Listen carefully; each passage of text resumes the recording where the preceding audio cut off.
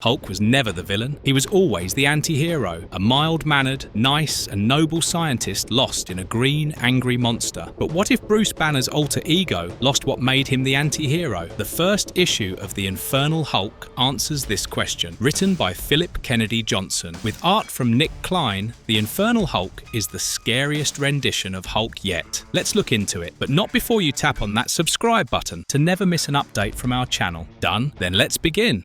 It's not the Hulk. In the small, quiet town of Red Creek, Kentucky, new father Chig and his co-worker, David Bridger, congratulate themselves on a job well done in construction. Bridger promises to let him go back to diaper duty if he helped him get the plastic up before the rains hit. Chig is too caught up trying to figure out what Pedialyte is to answer Bridger when suddenly a large boom startles them both. Bridger stares into the woods, wondering what he heard when the boom is heard again, followed by a loud whirring noise. Chig is confused and asks what the noise is, and surprisingly, Bridger has a solid answer. It is the sound of an old evacuation siren, never used before. 3 hours later, David finds himself stationed near the danger, the reason for evacuation, with the rest of the military. Now, the comic tries to build up what the threat is, but from the cover of the comic itself, it is clear that this mysterious threat is Hulk. One of the younger guys waiting for orders next to Bridger assures the others around him that he had seen Hulk with the Avengers once, and though he was scary looking, he was a good guy. The young military professional is in complete denial as he keeps insisting that the threat they were dealing with was some villain, not the real Hulk, and the real Hulk would show up soon to save them in the nick of time. Another one of their forces shows up to announce that the town had been emptied. Hearing that, a soldier laments that nobody's in town except them. Bridger speaks up then to remind them that they are there to ensure the town inhabitants evacuated safely. When the soldier says, "Yes, Mr. Bridger," the guy on his other side exclaims in joy. This is the same guy who's in denial, by the way. He had heard about Bridger from his superior officer, Captain Davis. He asks whether Bridgers is really a hero and whether he killed an assload of people. Bridger reminds him that heroes don't kill people, which is a refreshing take to hear in these troubling times. Bridger gets the soldier's name, Travis Dorsey. He tells him that nobody in a war is ever a hero, as everyone is just trying to survive, and that the good ones there help their fellow soldiers not get killed. Despite the horrors and fear of the situation they were currently in, Bridger promises to look after Travis. Travis, however, still rides the high his delusion gives him, claiming that the real Hulk was going to come save them soon. Neither of the helicopters flying above, nor the numerous tanks circling the area could have prepared them for the arrival of the Infernal Hulk as he jumps in, causing a huge pit to form.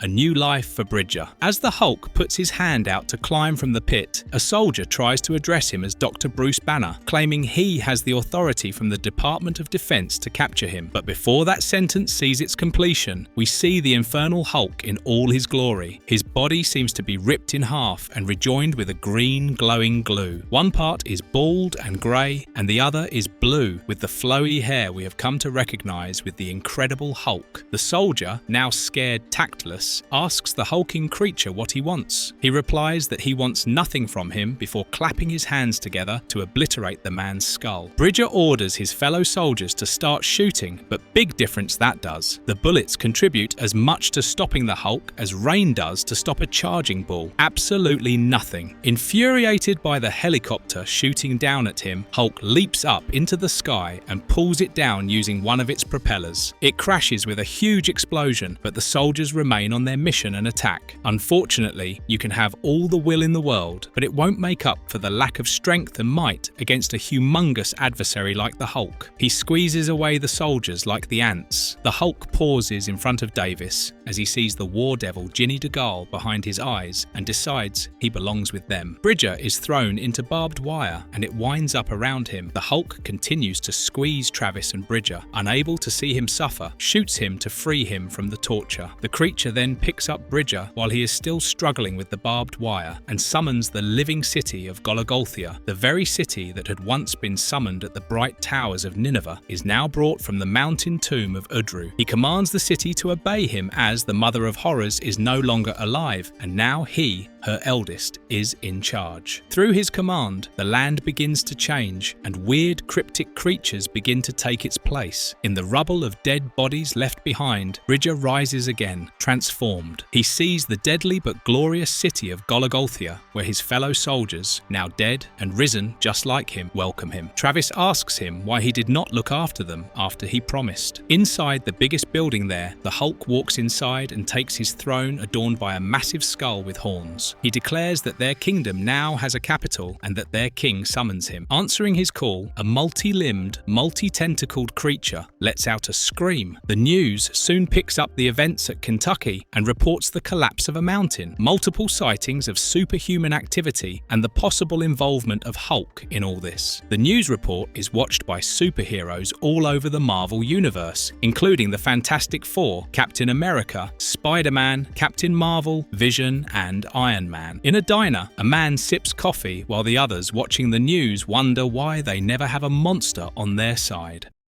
The story of Golagolthia. In the final page of the comic, the writers expand on how Golagolthia was formed. The plan of Earth and all its living creatures was planned by the One Above All, who created the Demiurge to seed Earth with life. Once Vinruviel, the Mother of Horrors, arrived on the scene, she allowed the creatures to take on forms the One Above All never intended. One of the creatures who remained outside of the Mother's influence was the god strumpet Gaia. Gaia's favourite creatures were the Volantene Choir, a group of winged, brightly coloured organisms that spent their days singing. Their forests had trees so high that many of the Volantene Choir never let their feet touch the earth. Vinruviel's influence gave them fangs and claws, so along with their ability to fly, they also became expert diggers of tunnels and burrows. The Volantene Choir destroyed the forests they once inhabited and created the first city on Earth using their own bones and viscera. The Mother of Horrors wanted these small, clever creatures to be protected, which is why she chose one of the Volantene Choir, gave it immense powers to protect its kin, and named it Golagolthia. Golagolthia means keeper of my child. Since the Volantene Choir preferred shadow and darkness now, Golagolthia perched atop their city with its wings spread high. To put an end to Vinruviel's evil ways, the One Above All commanded the Demiurge and Gaia to mate to produce the Demigorge, a horrendous creature that consumed all of the Mother's creations. It eventually reached the Volantene Choir and was met with their champion, Golagolthia. Golagolthia's strength was legendary, and he put up a strong fight, but in the end, he was no match for the Demigorge. The Demigorge defeated him, and he fell onto Earth like a stone. Golagolthia's fight had given the Volantene Choir enough time to dig below the Earth and escape. Angry at not finding them, the Demigorge ripped apart the corpse of Golagolthia and drenched the city with his blood. Despite his death, he was bound to follow the order of the Mother of Horror, and his blood, now a part of the city, gave rise to Golagolthia, the living city. The Volantene Choir resettled in Golagolthia, and it rose every time a servant of the One Above All tried to lay them to waste. Whenever the monsters of the earth needed a place to go, a sanctuary for the children of the Mother of Horror, Golagolthia remained waiting. Verdict. With the eldest in command of the Hulk's body, the destruction is going to be massive, and I am curious as to who the superhero will be that banishes the eldest and helps Bruce Banner get the ownership of his body back. There are many possible contenders for this, but my bet is on Namor, as the next issue is called Atlantis in the Age of Monsters. What are your predictions for the next issue of the Infernal Hulk? Let us know in the comments below, and if you liked the video, tap on that thumbs up. We will soon be back with more awesome stuff. And until then, goodbye.